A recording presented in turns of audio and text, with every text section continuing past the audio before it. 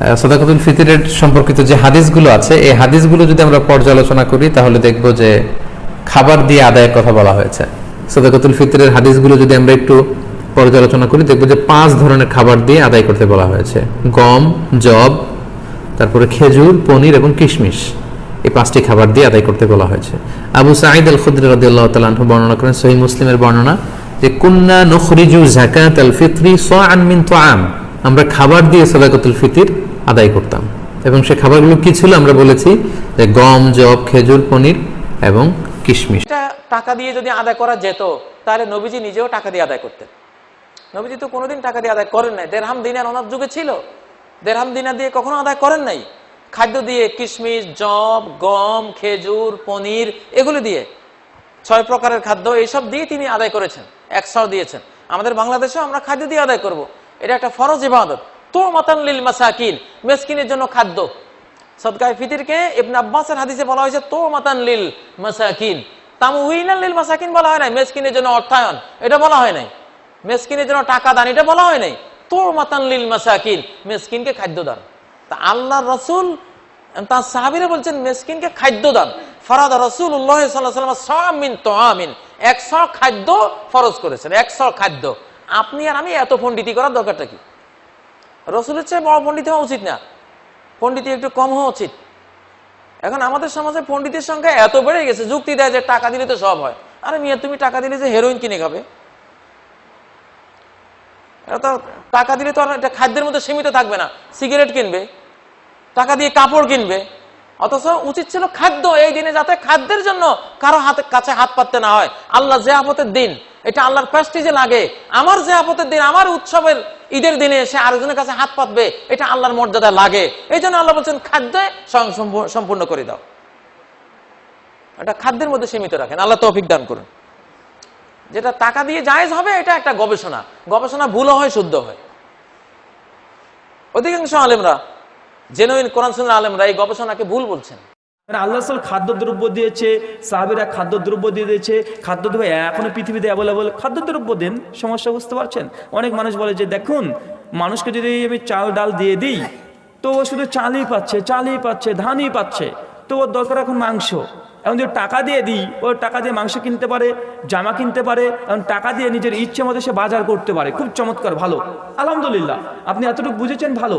তো ভাই, আপনার যদি যদি মনটা উথাল পাথাল করে যে চাল ডাল তরি তরকারি সবজি যা ইচ্ছা তাই কিনে দেওয়ার, তো আপনি ফিতরাটাকে দিয়ে টানাটানি করছেন কেন? আপনার তার পকেটে টাকা নাই?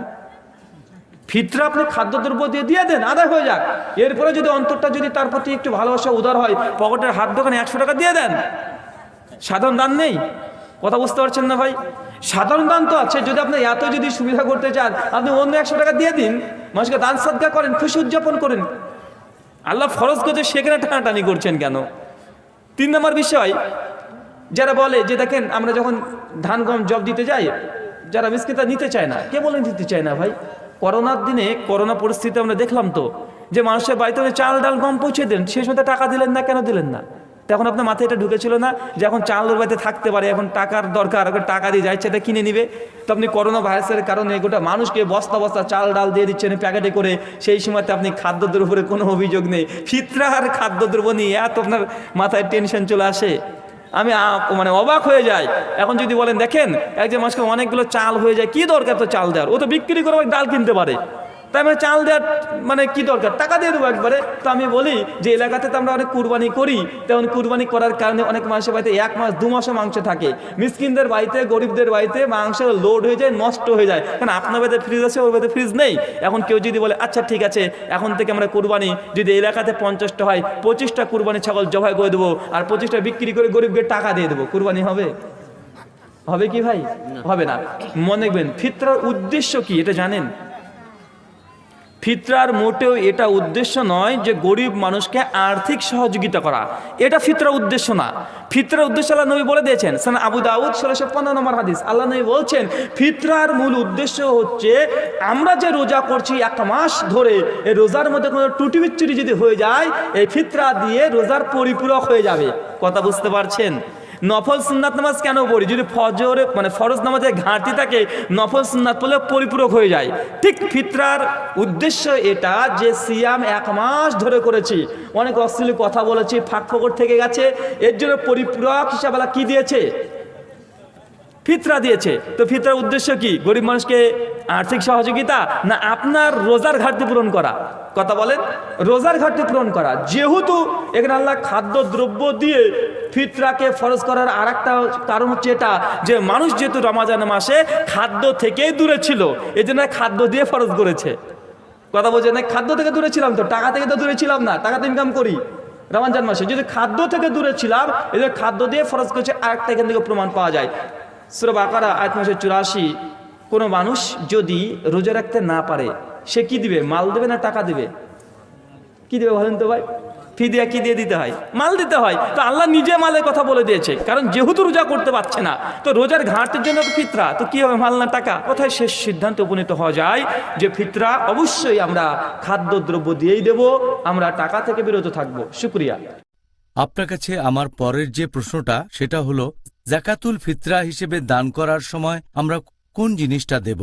আর এই প্রশ্নের দ্বিতীয় অংশটা হলো, এখানে কি টাকা দেওয়ার অনুমতি আছে?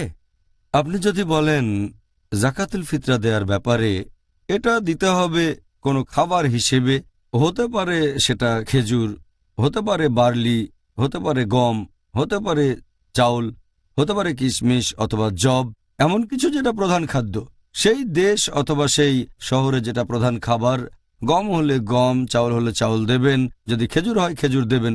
এ ব্যাপারে সবাই একমত যে এটা দিতে হবে খাবার হিসেবে। ভালো হয় যদি দিতে পারেন শস্যকণা হিসেবে, যেমন গম, চাউল ইত্যাদি। আমাদের প্রিয় নবী মুহাম্মদ সাল্লাল্লাহু আলাইহি ওয়াসাল্লাম বলেছেন, এটা উল্লেখ আছে সহিহ বুখারীতে, খণ্ড নম্বর 2, বুক অফ জাকাত, হাদিস নাম্বার 1503।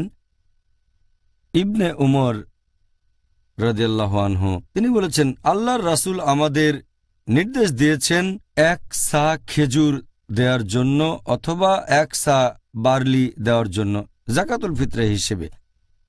সব মুসলিমই দেবে, দাস বা স্বাধীন, পুরুষ বা মহিলা, তরুণ বা বৃদ্ধ। আর এটা দিতে হবে ঈদুল ফিতরের নামাজের আগে। আরও একটা হাদিস আছে সহিহ বুখারীতে, খণ্ড নম্বর 2, বুক অফ জাকাত, হাদিস নম্বর 1510।